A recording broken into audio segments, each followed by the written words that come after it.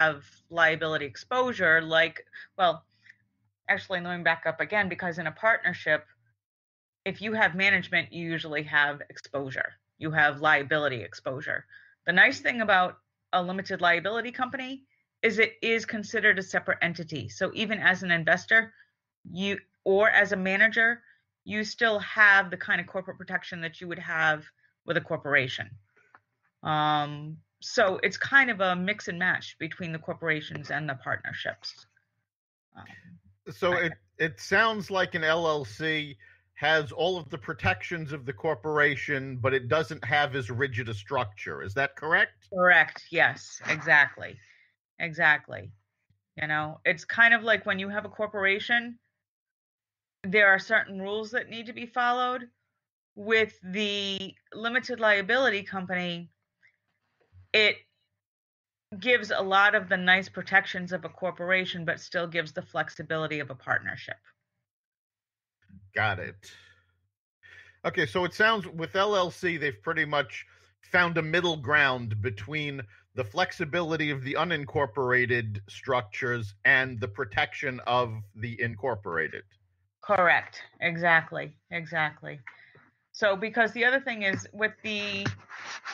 you have the S corps and the C corps, and with the S corps, they have a lot of limitations on who can be the shareholders. For instance, it's limited to 100 shareholders.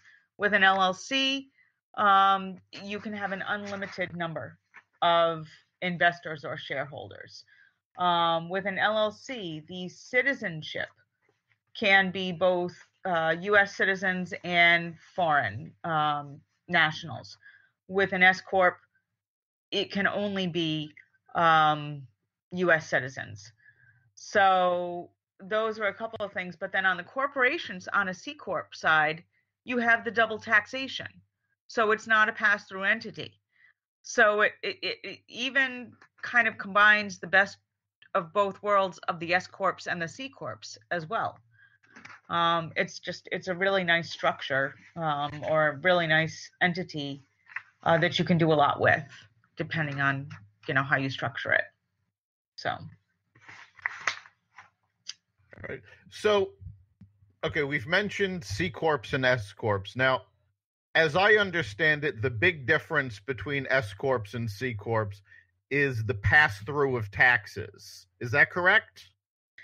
It is, but it's not. That's one of the major differences. Absolutely.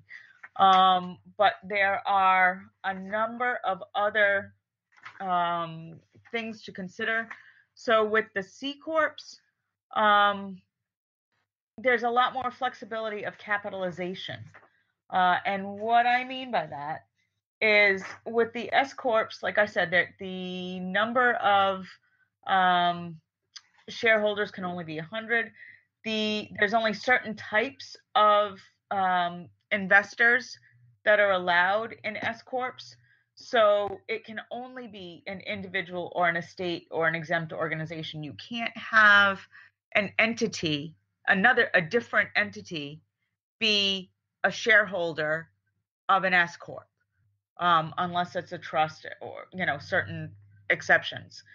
You can always, and you frequently hear about other entities being major shareholders of other C corps. Right. So while a corporation can hold stock in another corporation, another C corp, a corporation can't own shares in an S corp.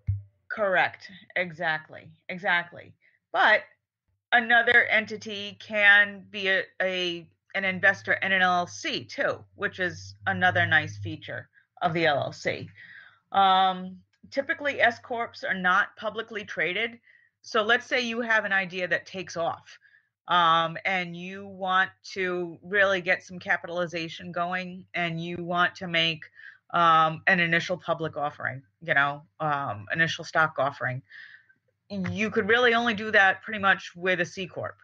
Again, there's limitations on public offerings with the S corps.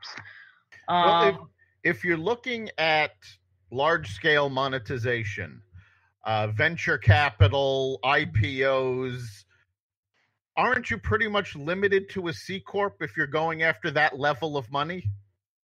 You can have an LLC on that big Oh, okay. level. But most typically you see the C corps. But and again, that's why I'm saying this. The LLC is such a flexible creature. You know, there's just so much you can do with it. Another really nice thing about the C corps is they have a lot of flexibility in the classes of stock. So what, you might have preferred stock and common stock. You might have voting shares and non-voting shares. That's another feature of the LLCs as well, where you can start to say, you start to get into mezzanine financing, for instance. You see that a lot in the C corps. So you can say, okay, well, this class of stock, might get this percentage of return, and this class of stock is only investor class; they're not voting class. Those are all things you typically see with the C corps, But you can also, in a backdoor sort of way, make those divisions in an LLC as well.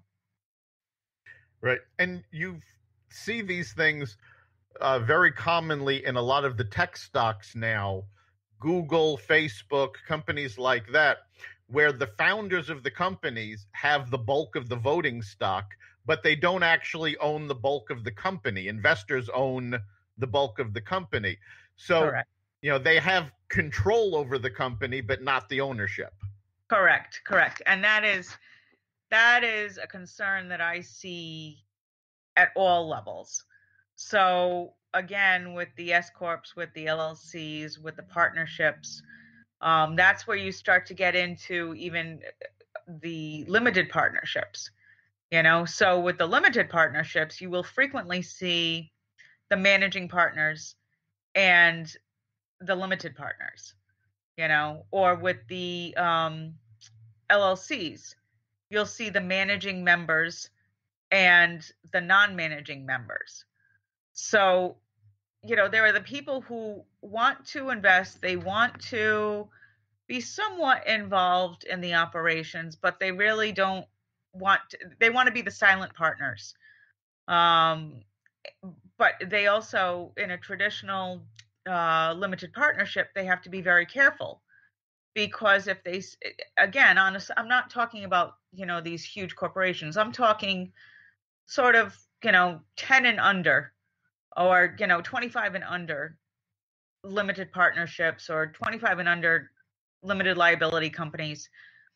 Sometimes you get limited partners, or you get non-managing members who are asked to step up to the plate, or they decide they don't like the way things are managed and they start to take a more active role, and they suddenly find themselves accidentally being, managing partners, or de facto, general partners. And again, one of the things that I see very frequently is people can have a great plan on paper, but you then have to put it into practice. Yes. And if the paper and the practice don't match, then you're going to end up bumping your nose either with the IRS or in a legal capacity, because you're not following the rules, So. Along those lines, if you find out that you've set something up the wrong way, is it easy to switch the type of company that you have, or are you stuck? No, it is possible, but again, it depends on the type of structure. So, with the sole proprietorships and with the general partnerships, again, you have to look at the assets, the debts, the liabilities. Those are all personal to the investors. So that's one of the things that the IRS looked at, is the continuity of life. If that partner, or if that sole proprietor passes away or declares bankruptcy, the entity itself is pretty much, heading towards dissolution, or, being defunct. With a corporation, it continues its life. so in terms of the assets, I'm sorry, can you repeat the question? Yeah, well, I mean, in essence, if you figure out that you're in business and you have the wrong structure for your company, Right. how easy is it to switch? Right. So then going to the corporations, again, the interest is transferable, but the assets belong to the corporation. And so frequently we'll see you can either buy the capital interest or you can buy the assets of the corporation. So depending on what you have with a corporation, the more formal the structure, if you are required to register your entity with the Secretary of State, which is what would happen with limited partnerships, corporations, then it also follows that the dissolution process or the change process would also be more difficult. But that's not to say, I mean, you can always close down one corporation, start up another. I saw that very frequently as a way of avoiding creditors, which is another story unto itself. But I mean, the thing is, you can, as an investor, it's very easy to transfer or to change, ownership. But again, it depends on whether the assets and the debts are part of a separate structure or part of, the personal assets of the investors. Right. So when you change structures, you are essentially creating a new company that may or may not buy all of the assets and liabilities of the previous company. Correct, exactly. And there is, with the corporations, there's a whole statutory structure of what has to happen in the dissolution process. So for instance, all the debts have to be paid. Then the capital funds have to be replenished. Then, so there's a whole structure that goes on. Because the sole proprietorship and the general partnerships are so easy to start up, they're easy to take down.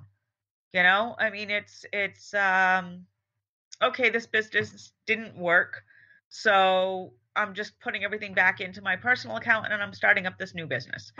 I mean, that's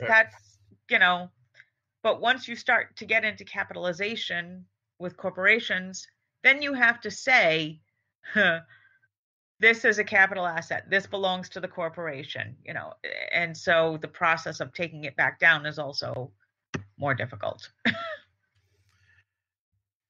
All right. So obviously the more complex the structure, the more difficult it is to change afterwards.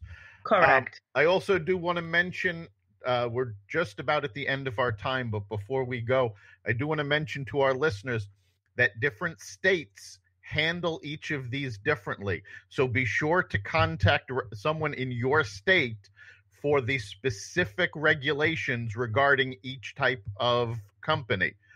I know states like Wyoming, Delaware, Nevada are very business friendly. Their regulations are a lot easier. When you deal with someone like California, they're very strict. So make sure you speak to somebody who's familiar with the business structures for your state. Correct.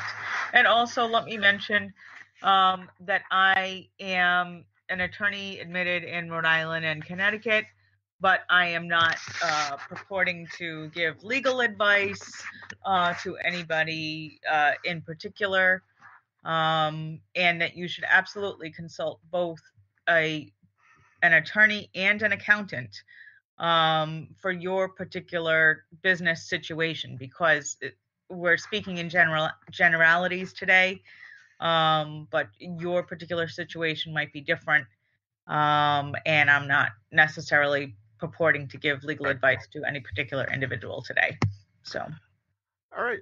Well, Rita, thank you so much for coming on. Chip, do you have any final questions for her? No, thanks a lot for the education. Obviously, as you said, the most important thing you can do is contact an attorney and an accountant so you can figure out the best way to set this thing up. Because if you don't set it up right in the first place, it's going to be a lot of trouble moving ahead. So